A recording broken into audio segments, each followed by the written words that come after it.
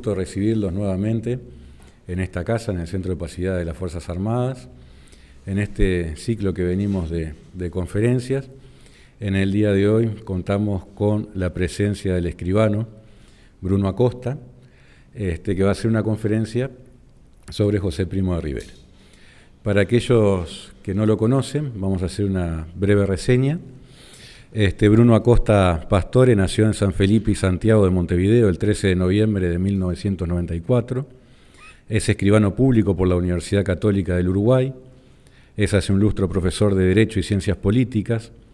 Ha dictado también clases de historia a nivel liceal y particular.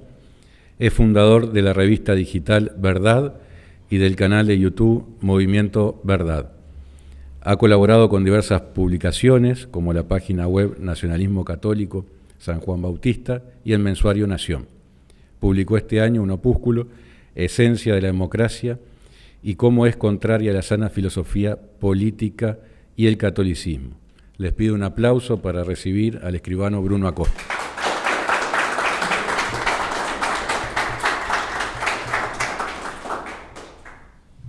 Muchas gracias, en primer lugar, para ustedes que han tenido la generosidad de asistir a esta charla, y me encomiendo particularmente por lo que sigue, por lo que voy a decir, al Espíritu Santo y a la Santísima Virgen. Hoy estamos aquí reunidos porque hace exactamente 91 años que José Antonio Primo de Rivera, un 29 de octubre de 1933, fundaba la Falange Española. Lejano hecho en el tiempo, lejano también en la latitud, esta fundación dio lugar en el Teatro de la Comedia de Madrid, pero sin embargo, estamos aquí reunidos en nuestro querido Uruguay, como decía, porque este hecho nos afecta. Este hecho, la fundación de la Falange, la figura de José Antonio, puede tener hoy en día y en este lugar, en Uruguay, una significación. En primer lugar, ¿quién fue José Antonio Primo de Rivera?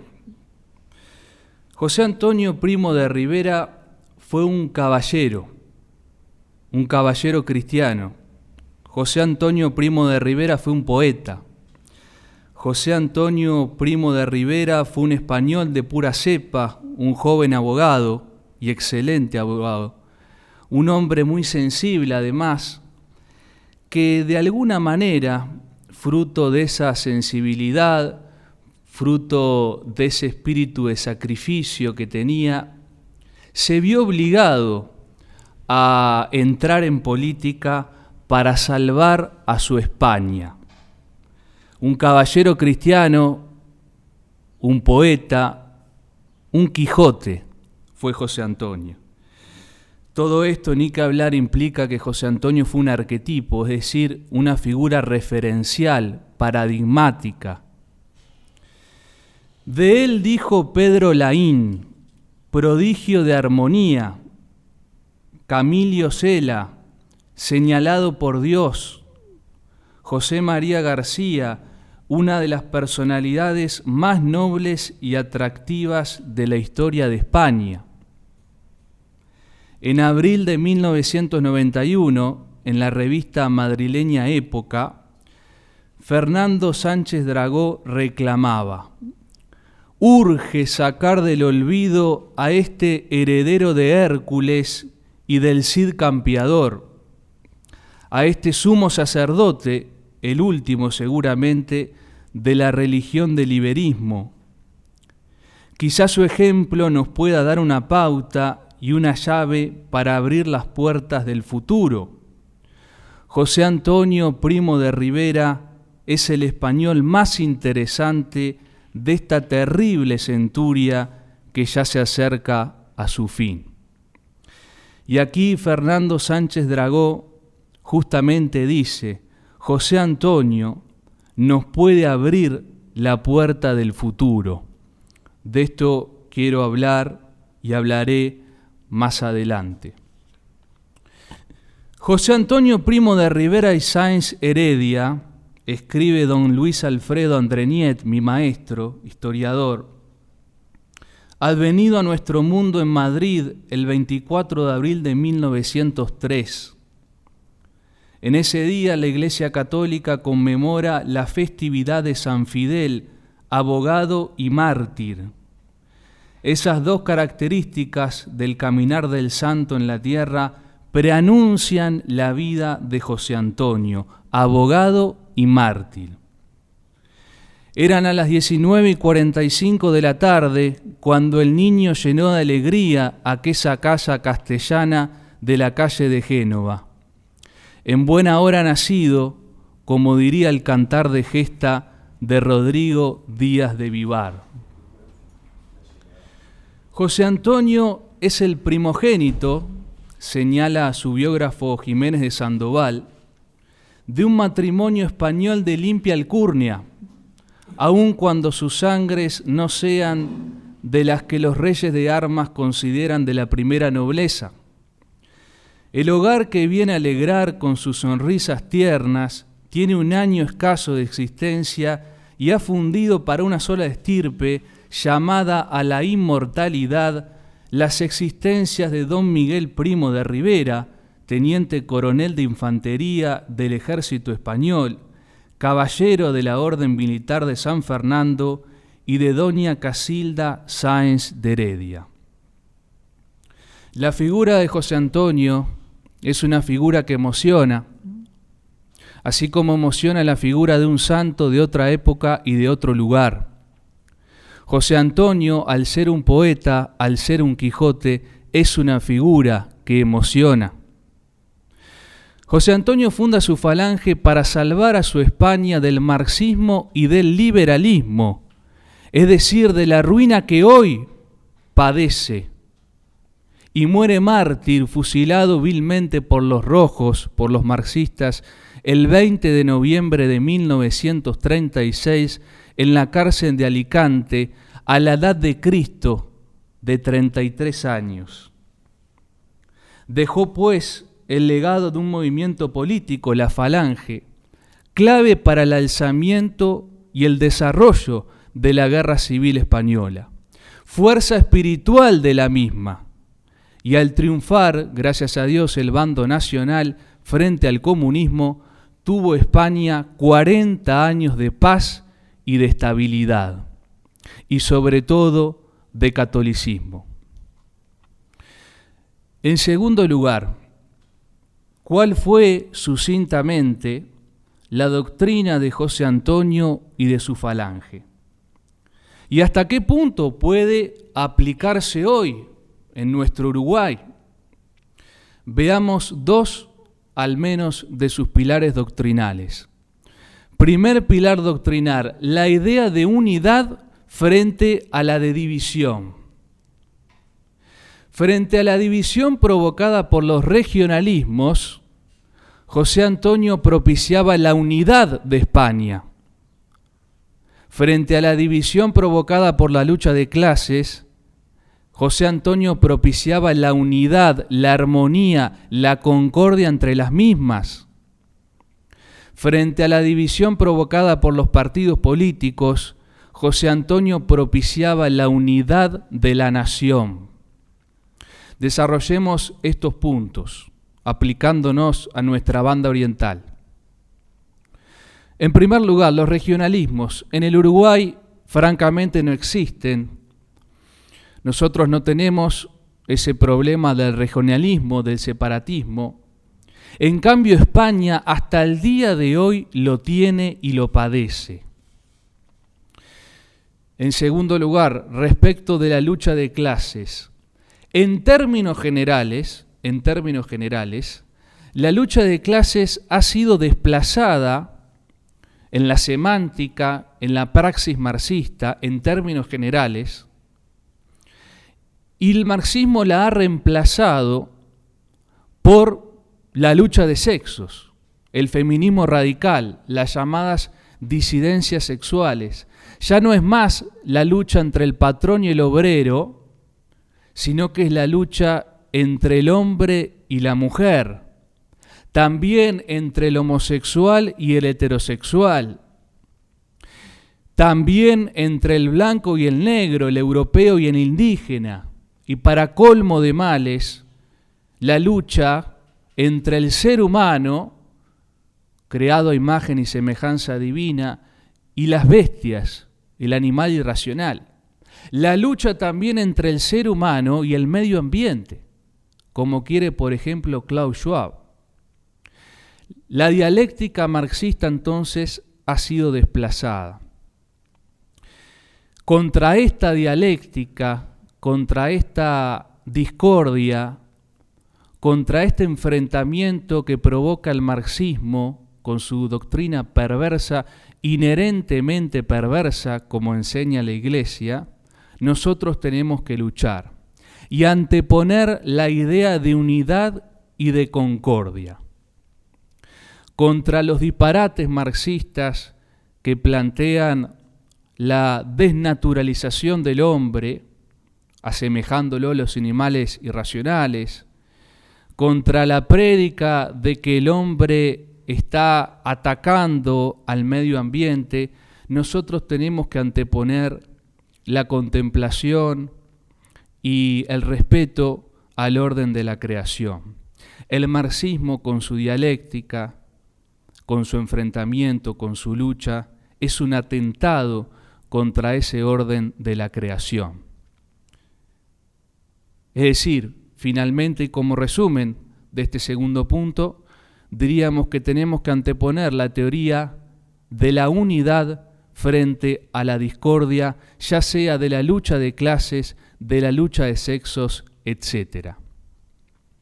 En tercer lugar, José Antonio propiciaba la unidad de la nación frente a la disgregación en base a los partidos políticos. Nuestro Uruguay, hasta el día de hoy, sufre de las eternas disputas partidarias.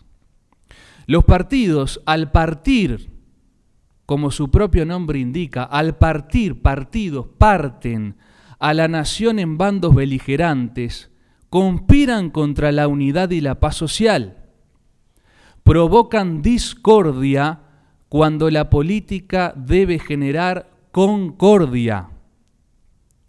El argentino Félix Lamas señala las luchas partidarias precisamente como causa de la discordia y del quiebre de los vínculos de solidaridad que conforman la trama del tejido social.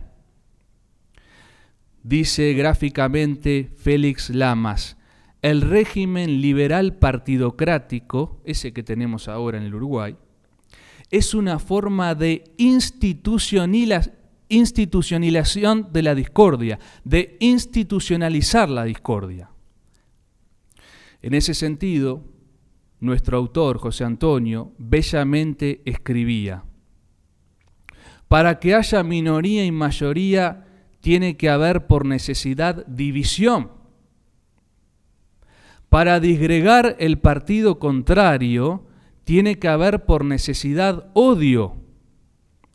El patio solar se convierte en mero campo de lucha, donde procuran desplazarse dos o muchos bandos contendientes, cada uno de los cuales recibe la voz de una voz sectaria, mientras la voz entrañable de la tierra común, que debería llamarlos a todos, parece haber enmudecido.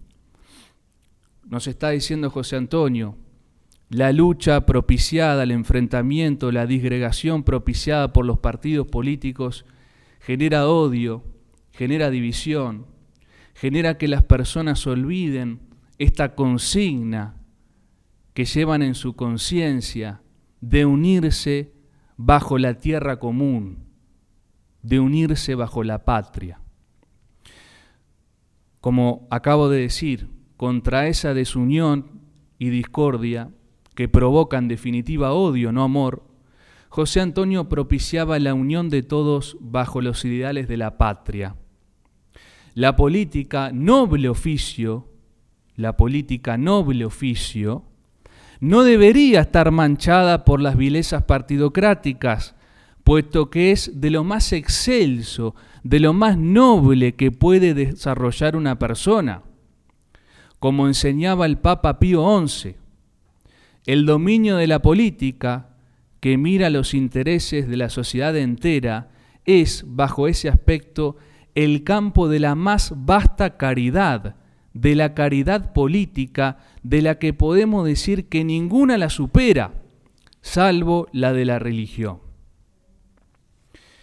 Veamos, entonces, cuán noble es la política y cuánto la mancilla la partidocracia a la cual José Antonio combatía. Es muy común escuchar a gente honesta, a gente buena, decir: no te metas en política, la política es mala, la política es perversa. En puridad lo que están diciendo es: no te metas en política partidaria.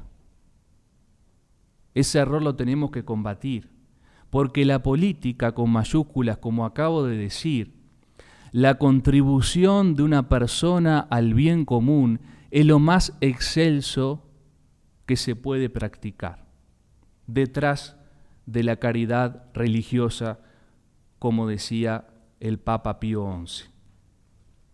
En ese sentido, gráficamente señalaba en su discurso de fundación de la Falange, que estamos conmemorando hoy, José Antonio, que desaparezcan los partidos políticos, que desaparezcan los partidos políticos.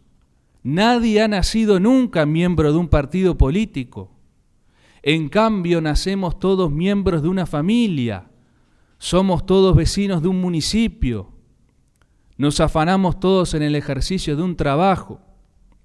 Pues si esas son nuestras unidades naturales, si la familia, el municipio y la corporación es en lo que de veras vivimos, ¿para qué necesitamos el instrumento intermediario y pernicioso de los partidos políticos que para unirnos en grupos artificiales empiezan por desunirnos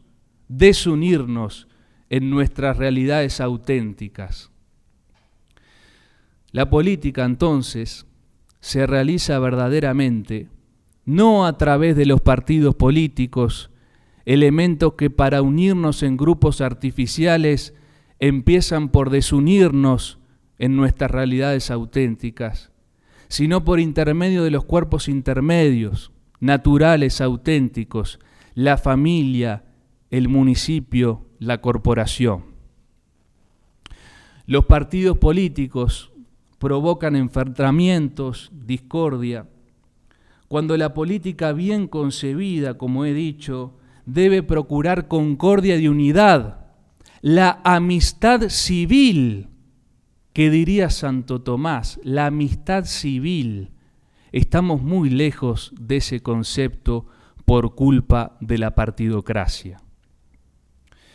Segundo pilar doctrinal de José Antonio y la Falange: lo malo son las instituciones democráticas, parlamentarias, liberales, no las personas. En la biografía apasionada de José Antonio por Jiménez de Sandoval se lee: José Antonio cree lo contrario, los hombres son aceptables aun con sus grandes defectos. Las que son profundamente malas son las instituciones traídas por el liberalismo, la monarquía constitucional, parlamentaria, el sistema bicameral, el voto, los partidos. Si los políticos están corrompidos, no es por maldad propia, sino por el ambiente agobiante de las instituciones a las que sirven. Por eso José Antonio sale a la vida pública a combatir a todas esas instituciones que esconden la verdadera España y anulan todas las posibilidades de los hombres públicos. José Antonio, así, descreía de la democracia liberal, dogma moderno, y del parlamentarismo, los combatía. No creía que lo malo fueran los políticos, las personas, sino el sistema. Y en ese sentido, para traerlo a la historia patria, es interesante considerar cómo su perspectiva es idéntica a la de ese prohombre de nuestra política nacional, como lo fue Juan María Bordaberry. Para él, a diferencia de los mandos militares de su época, el problema era el sistema. Se lee en el libro Antes de Silencio. El general Álvarez, según recuerda Bordaberry, siempre afirmaba que los hombres habían sido los verdaderos culpables de todo lo que había pasado en el país. Esto es la subversión de los años 60, principios de los 70. Y esa idea, compartida por otros militares, fue la que hizo prevalecer en las Fuerzas Armadas. De ahí, por ejemplo, las proscripciones a determinados políticos, porque el problema eran esos políticos. La respuesta que Álvarez recibía de Bordaberry era que lo malo en realidad era el sistema. Las preguntas que Bordaberry les hacía a los militares se dirigían a que trataran de explicarle cómo harían para evitar que se repitiera todo lo que había pasado.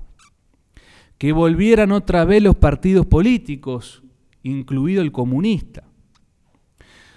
Como decía Gregorio Marañón, puntualiza Bordaberry, cuando en un parlamento liberal alguien propusiera la rehabilitación del Partido Comunista o del Socialista, no habría brazos que se animaran a mantenerse bajos.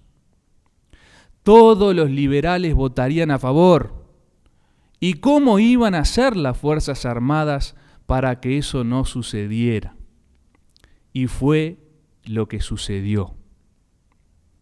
A tal punto que el general Luis Queirolo hizo unas declaraciones en las que dijo: qué razón que tenía Bordaberry.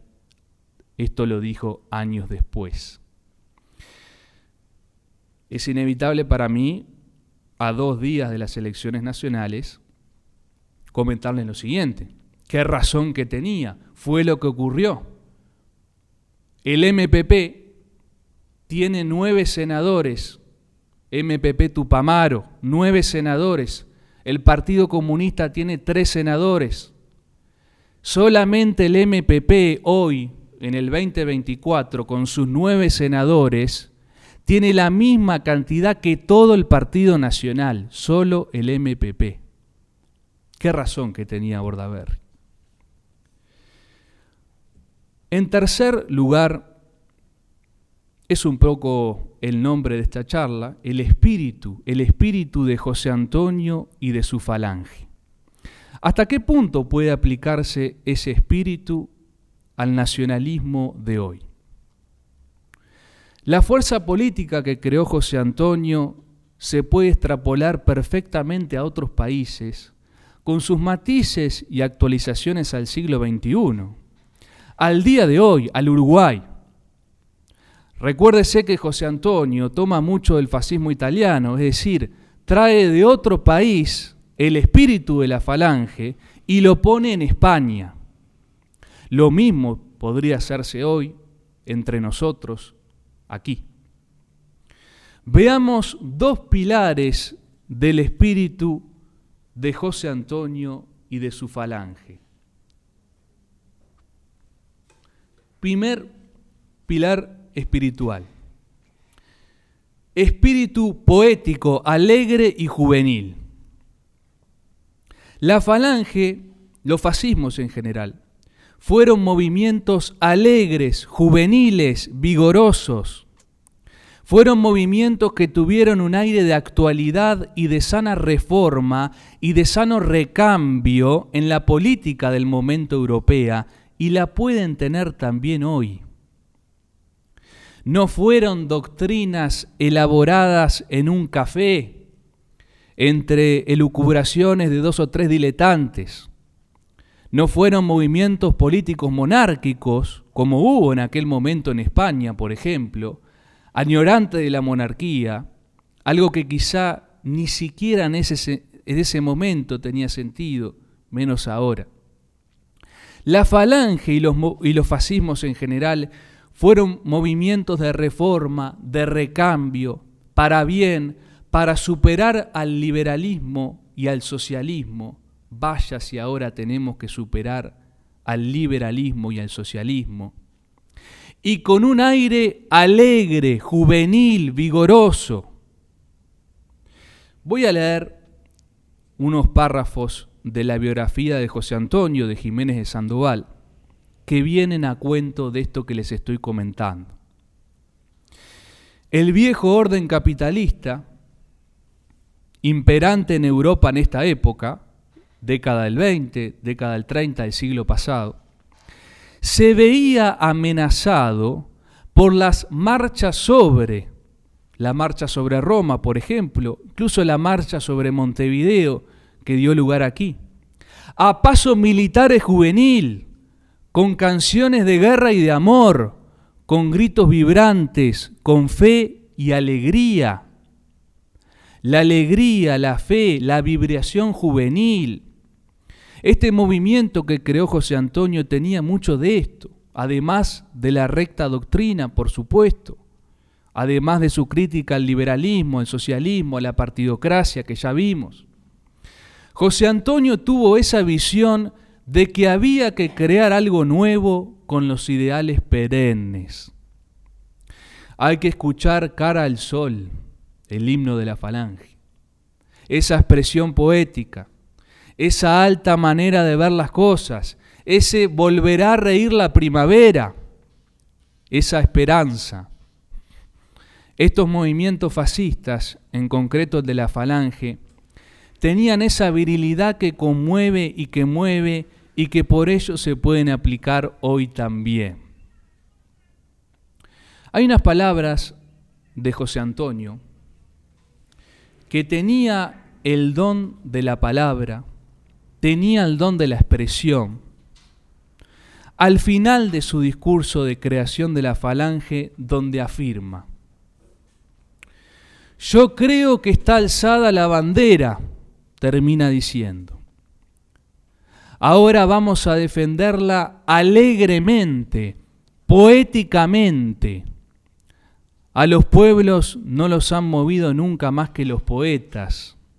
Y ay del que no sepa levantar frente a la poesía que destruye, la poesía que promete.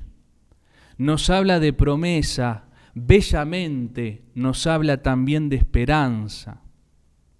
Promesa, esperanza. En un movimiento poético, sigue José Antonio, nosotros levantaremos este fervoroso afán de España. Nosotros nos sacrificaremos, nosotros renunciaremos y de nosotros será el triunfo. El sacrificio, la renuncia contra esa comodidad burguesa, derechona, liberal. Nuestro sitio, termina diciendo, nuestro sitio está afuera, nuestro sitio está al aire libre, bajo la noche clara, arma el brazo y en lo alto las estrellas. Por eso, a mí que me gusta la prosa, la poesía, el buen decir, me emocionan estas palabras de José Antonio y me dan esperanzas. Es un movimiento que dio y que da esperanza. Por eso lo traigo a colación en el Uruguay de hoy. No es un movimiento agrio que piensa en un pasado mejor y se queda estancado. No es tampoco un movimiento cobarde, cómodo, burgués. Ni que hablar. Tampoco es un movimiento marxista, socialista, que tiene al odio como su motivo. El marxismo tiene al odio como su motivo, a la lucha, a la fricción. Todo lo contrario. Acá está el amor, acá está la esperanza, acá está la unión. Segundo pilar espiritual, espíritu de sacrificio. Hay que llamar a los jóvenes de hoy, y aquí, gracias a Dios, contamos con la presencia de jóvenes, como lo hacía José Antonio, a la renuncia, al sacrificio, al arrojo y la valentía. Así lo expresa plásticamente en su artículo Señoritismo. El señorito, escribe José Antonio, el señorito es la degeneración del señor, del hidalgo que escribió, y hasta hace bien poco, las mejores páginas de nuestra historia. El señor era tal señor porque era capaz de renunciar, esto es, dimitir privilegios, comodidades y placeres en homenaje a una alta idea de servicio.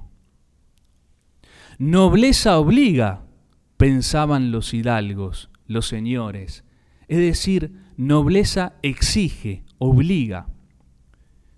Acá viene la parte clave. Cuanto más se es, más hay que ser capaz de dejar de ser.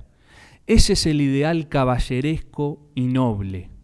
Cuanto más se es, más hay que ser capaz de dejar de ser. Y así, de los patronos de hidalguía, salieron los más de los nombres que se engalanaron en el sacrificio. Y en su discurso de fundación explicaba: pero nuestro movimiento no estaría del todo entendido si se creyera que es una manera de pensar tan solo. No es una manera de pensar, es una manera de ser. No debemos proponerlo solo la construcción, la arquitectura política.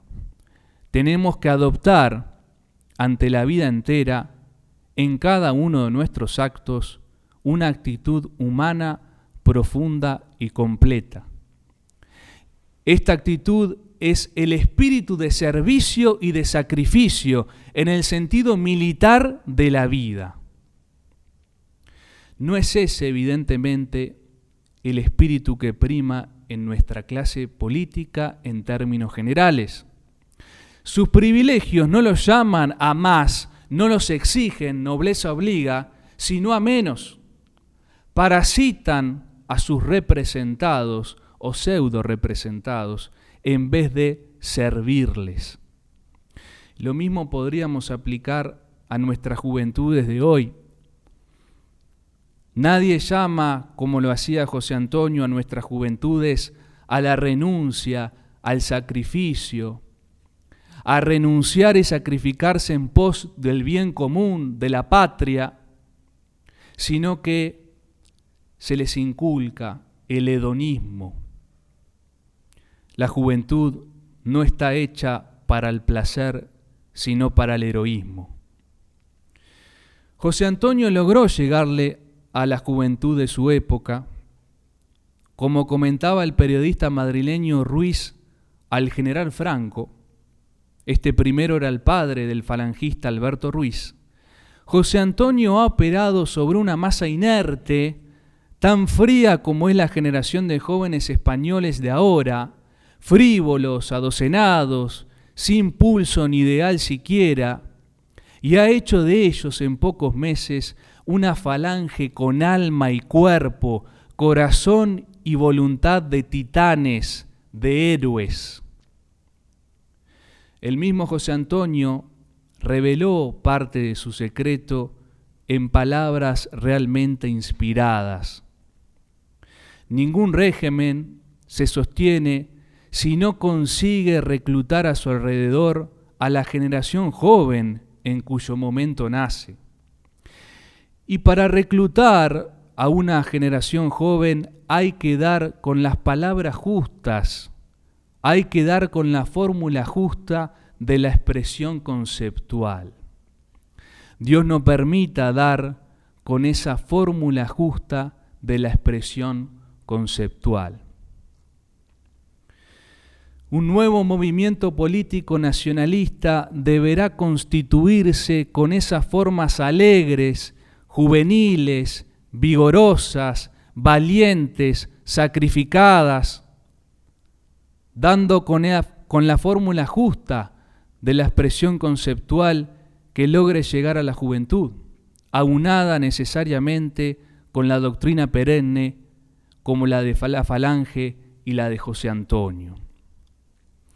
Terminemos evocando cristiana y virilmente en este mes de la hispanidad y del nacionalismo que es octubre, a nuestra patrona y guía, para que por su intercesión permita gestar un fuerte movimiento nacionalista aquí en el Uruguay, que contribuya a frenar el avance revolucionario y a devolverle a Dios su señorío sobre la política. Ay, virgencita que luces, ojos de dulces miradas, pues viste llegar espadas que dieron paso a las cruces. Mira tus tierras amadas, y si hoy arrancan las cruces, brillen de nuevo las luces del filo de las espadas. Muchas gracias.